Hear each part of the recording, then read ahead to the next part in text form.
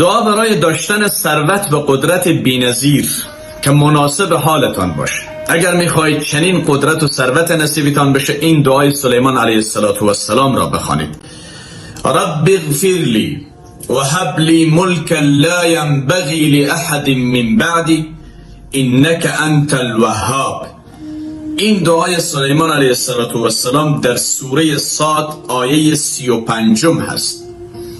این دعا را بخوانید. در این دعا دو چیز را از الله خواسته: یک، پروردگارا اشتباهات و خطاهای مرا ببخش. دوم، و هب لی ملکا لا ینبغی لاحد من بعدی، چنان ملک و جایداد و قدرت و ثروتی برایم عنایت بفرما که مناسب هیچ کسی دیگری غیر از من نباشد. اگر میخواهید به این ثروت و قدرت برسید، این دعا را دائم بخوانید. دعای سلیمان علیه السلام است. موفق و مؤید باشید. سلیمان